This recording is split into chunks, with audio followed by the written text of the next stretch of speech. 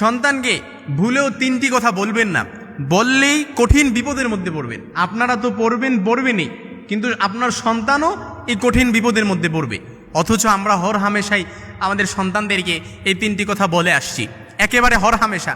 আমি একেবারে রিসার্চ করে দেখলাম যে প্রত্যেকটা বাবা মা তারা তাদের সন্তানদেরকে হর হামেশা এই কথাগুলো বলতেছে, কিন্তু তারা বুঝতেও পারতেছে না। আমাদের সন্তানদের সাথে, প্রত্যেকটা পিতামাতার সাথে সন্তানের সম্পর্কটা হবে এরকম, বান্ডিংটা হবে। ইমাম ইবনুল জাউজি রাহিমাহুল্লাহ উনি একটা কিতাব লিখেছেন যে সুন্দর সম্পর্ক বিনিময়ে জান্নাত। আমাদের সম্পর্কটাও ঠিক এরকম হবে। প্রত্যেকটা সন্তানের জন্য আদর্শ হবে তার পিতামাতা, প্রত্যেকটা সন্তানের অনুপ্রেরণা হবে তার পিতামাতা। কিন্তু আমরা আমাদের সন্তানদেরকে এমনভাবে লিড করি, এমনভাবে আমাদের সন্তানদের সাথে আমাদের সম্পর্কগুলো বিল্ড আপ করি, অথচ আমরা হর হামেশা বলতেছি এবং বিল্ড আপ করতেছি, আমরা বুঝতেও পারতেছি না। অথচ আপনার সন্তান কঠিন বিপদের মধ্যে পড়তেছে। এর এক নাম্বার যদি বলতে চাই, হাদিসটি মুসনাদে আহমদের বর্ণনা এসেছে এবং আবু দাউদের বর্ণনা এসেছে, বুখারীর বর্ণনা আর আদাবুল মুফরাদের মধ্যেও এসেছে। এজন্য আপনি যদি আপনার কনসেপশন আইডিয়া ক্লিয়ার করতে পারেন, আমি দুইটা হাদিসের সংখ্যা বলতেছি। ইবনে মাজার মধ্যে আপনি 3862 নম্বরে পেয়ে যাবেন, বুখারীর বর্ণনায় 28 নম্বরে পেয়ে যাবেন এবং তিরমিজির বর্ণনায় 1905 নম্বরে পেয়ে যাবেন।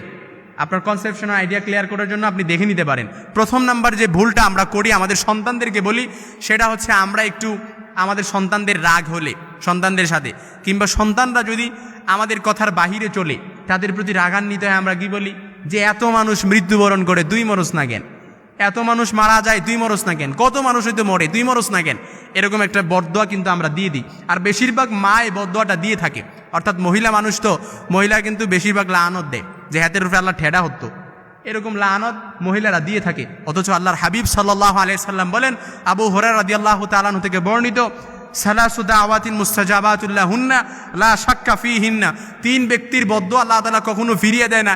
এর মধ্যে এক সর্বশেষ নাম্বার যেটা, সেটা হচ্ছে ওয়া দাওয়াতুল ওয়ালিদি আলা ওয়ালাদিহি, অর্থাৎ পিতামাতার সন্তানের বিরুদ্ধে মা বাবার দোয়া, এটা আল্লাহ তাআলা কখনো ফিরিয়ে দেয় না।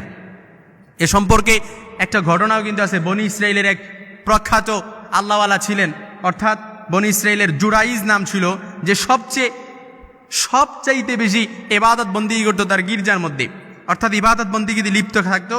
এক সময় তার মা, যখন সে সালাতরত অবস্থায় ছিল, তার মা আসলো, এসে তাকে যখন 3টি ডাক দিল, তখন সে 3 ডাকে যখন সে সাড়া না দিল, তখন ওই মা কিন্তু একটা বদদোয়া দিছিল যে মৃত্যুর আগে তোর পতিতা নারীর মুখ না দেখিয়ে আল্লাহ যেন তোর মৃত্যুবরণ না করে। এই জোরাইজের মা যেই বদদোয়াটা দিয়েছিল, ওই বদদোয়াটা কিন্তু লেগে গিয়েছিল। এরকম একটা ঘটনা, বিশাল ঘটনা, আমি সেই দিকে যেতে চাই না, এরকম একটা ঘটনাও কিন্তু আছে। তো সর্বশেষ কথা হচ্ছে, মা যেন কখনো আমাদের পিতামাতা, সন্তান যাই করুক না কেন, সন্তানকে আপনি বুঝান, তাদেরকে লিড দেন, তাদেরকে বিল্ড আপ করেন, সুন্দর সম্পর্ক, সুন্দর বান্ডিং করেন তাদের সাথে, আপনার সম্পর্কগুলো মজবুত করেন, অটুট করেন। প্রত্যেকটা সম্পর্ক সন্তানের সম্পর্ক হবে, প্রত্যেকটা পিতামাতার সন্তানদের সাথে সম্পর্ক হবে যেন প্রত্যেকটা সন্তানই তার পিতামাতাকে আদর্শ হিসাবে মানে। এটা অবশ্যই আপনাকে খেয়াল রাখতে হবে।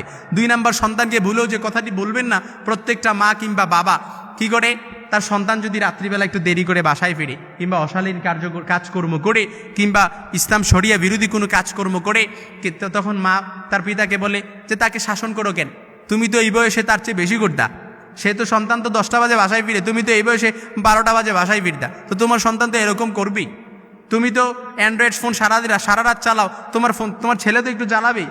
অথচ বাবার সাথে সন্তানকে তুলনা করে কখনো কথা বলবেন না, কিংবা সন্তানের সাথে তুলনা করে বাবার সাথে কখনো এই কথাটি বলবেন না। এটাই প্রত্যেকটা সন্তান, অর্থাৎ নৈতিক পদস্খলন যেটা বলে, অর্থাৎ অনৈতিক অবক্ষয় এভাবেই হয়ে থাকে, কারণ পিতামাতার প্রশ্রয়ের কারণেই প্রত্যেকটা সন্তান তার নৈতিক পদস্খলন ঘটে। এজন্য সন্তানের জন্য প্রত্যেক সময় আল্লাহ তাআলার কাছে দোয়া করতে হবে, আমার সন্তান যেন ভালো হয়, আমার সন্তান যেন নেককার হয়, আমার সন্তান যেন আল্লাহওয়ালা হয়, আমার সন্তানের সাথে সন্তান যেন প্রত্যেকটা মানুষের দুঃখে সুখে সে যেন পাশে দাঁড়াতে পারে, এরকম প্রত্যেকটা পিতামাতা তার সন্তানের জন্য দোয়া করতে হবে। কারণ ভালো সন্তান এরকম হয়, এভাবেই হয় না, তাহাজ্জুদের চোখের পানি ফেলতে হয়। প্রত্যেকটা সন্তানের ভালো হওয়ার পেছনে দেখেন তার পিতামাতার তাহাজ্জুদের চোখের পানি অবশ্যই আছে। এজন্য আপনি ভাবতেছেন নামাজ রোজা কিছু করেন না, আপনার সন্তান ভালো হয়ে যাবে, এটা কখনই আশা করা যায় না। এজন্য কখনো এটা বলবেন না। 3 নাম্বার, সন্তানকে যেটা আপনি কখনই বলবেন না, আপনার পিতামাতা অনেকেই আছে যে বলে এই বয়সে সন্তান এরকম টুকটাক এরকম করে, এগুলো বড় হলে ঠিক হয়ে যায়। এই যে আস্তে আস্তে প্রশ্রয় দিচ্ছেন, ছোট্ট পাতিল যখন একসাথে কামার যখন কুমার যখন ছোট্ট পাতিল বানায় কিংবা কলস বানায় মাটি দিয়ে, এটাকে ছোট্ট থাকতে অর্থাৎ যখন এটাকে শুরু করে পানি দিয়ে, তখন এটাকে যেভাবেই ইচ্ছা সেভাবেই কী করা যায়, এটার বান্ডিংটা করা যায়। কিন্তু এটা যখন আগুনে পুড়িয়ে ফেলে তখন কিন্তু চাইলেই এটাকে কী করা যায় না, আর অন্য কলস থেকে এটার পাতিলও বানানো যায় না, কারণ তখন ভেঙে যাবে। এই জন্য সন্তান ছোট্ট থাকতেই এর ভেতরে সেন্স অফ অ্যাকাউন্টেবিলিটি দেন, জবাবদিহিতার ভয় এর ভেতরে ঢোকান। আল্লাহর কাছে যে জবাবদিহি, প্রত্যেকটা বিষয়ের জবাবদিহি করতে হবে, এটা এর শিখান। সেন্স অফ অ্যাকাউন্টেবিলিটি শিখান, জবাবদিহিতার ভয় শিখান। এই জবাবদিহিতার ভয় শিখালে আপনার সন্তান কখনো নৈতিক পদস্থলনে ঘটবে না, আপনার সন্তান কখনো টেন্ডারবাজ হবে না, চাঁদাবাজি হবে না, আপনার সন্তান কখনো অপরের হক নষ্ট করবে না, আপনার সন্তান কখনো আপনাকেও বৃদ্ধাশ্রমে পাঠাবে না। এই জন্য প্রত্যেকটা সন্তানকে এই তিনটি কথা কখনো বলবেন না। 3 নম্বরে এই কথাটাও বলবেন না যে সন্তান টুকটাক এই বয়সে এগুলো করেই বাচ্চাটা, এগুলো বড় হলে ঠিক হয়ে যায়।